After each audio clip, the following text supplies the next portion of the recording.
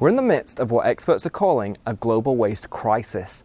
Research published by the government puts the average UK waste per person at more than 400 kilograms a year and rising. That's like everyone in the country throwing out the equivalent weight of a horse every 12 months. TV coverage of the Great Pacific Garbage Patch and David Attenborough's Blue Planet 2 have been a real call to arms, and people are looking to make a change. Trailblazing the way are those leading a zero-waste lifestyle. Over the next week, I will attempt to lead a zero-waste life and see what changes I can make to my daily routine that will limit my effect on the planet. In preparation for my zero waste challenge, my girlfriend has been collecting all of my trash from the last 7 days. We said a week! There's a lot of Pepsi Max going on, a bit of beer, so that is a lot of hummus. That is more hummus than someone should consume in a week. There are certain things I can obviously reduce. I just stopped buying Pepsi Max. Simple. I stopped buying hummus. That is less simple. I don't know what I'm going to do without that. That's clearly a staple of my diet. But there are other bits of food packaging that, I don't know, they're kind of important, shall we say? And everyday essentials like toothpaste and shower gel and soap that I'm sure there are ways around, but it's just not part of my normal shopping routine. It's going to take change, and I think it's going to take some advice. I think it's time to call in an expert.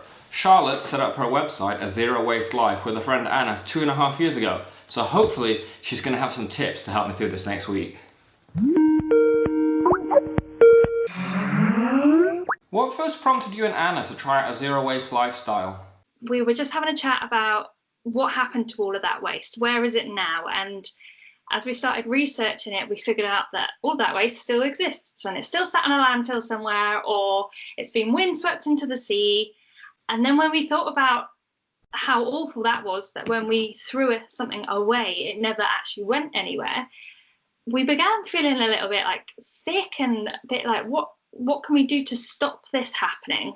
As part of this week, I'm going to have to think about every single thing that I buy. Where do you do your weekly shop? For like my grains, so my rice, my pasta, things like that, I get that from zero waste shops. Then fresh stuff, it's either from farmers markets, it's from the markets that are in the centre of my town. If I can't do that for whatever reason, I'll still go to a supermarket, but I'll buy the things that are plastic free. Hot on the heels of Charlotte's advice, I headed out to my nearest zero waste shop. I was amazed to discover how much they had on offer. You weigh your container, and then you only pay for the weight of the food. Basically every day we have new people come in for a variety of different reasons that have heard from their friends that we're here, that have seen a documentary about the environmental ecological crisis or the climate crisis. But generally I think everyone in this country is waking up to kind of the environmental issues and threats that we're facing, and I think that's a good thing. While I didn't get to a farmer's market, the local greengrocers was great for getting packaging-free fruit and veg.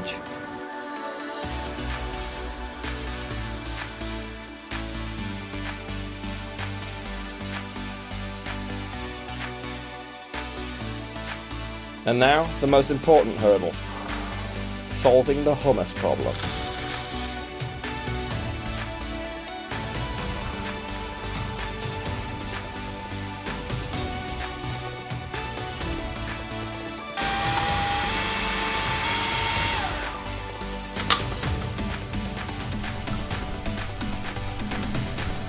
Zero waste hummus. Tastes like hummus to me. Dilemma: I did just eat out for lunch, and while I didn't come away with any waste myself, and I'm sure the restaurant buys in bulk to keep their packaging to a minimum, I do still feel like a cheat. So I think definitely need to write into the rules, no more eating out this week. Anyway, I'm now on my way upstairs to go and speak with Libby Peake from the Green Alliance. I want to find out a little bit more about the big picture.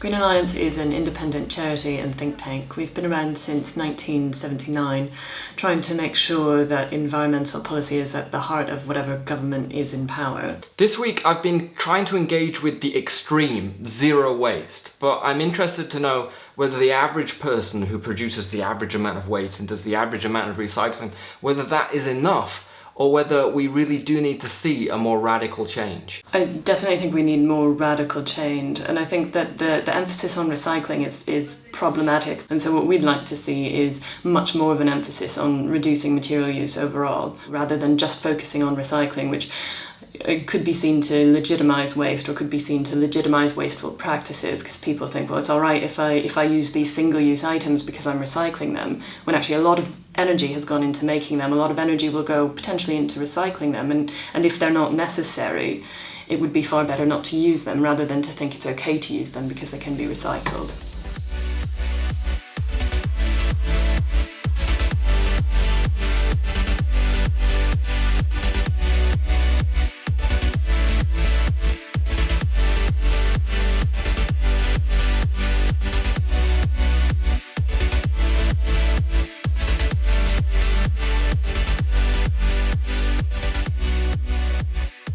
And so my Zero Waste Week has come to an end, and what an eye-opening experience it's been to see how these small changes add up to a real noticeable difference. I mean, if you remember back to my table spread of rubbish from my previous week and compare it to now, toilet roll tube, I'm not quite sure that I can remove this from my week yet.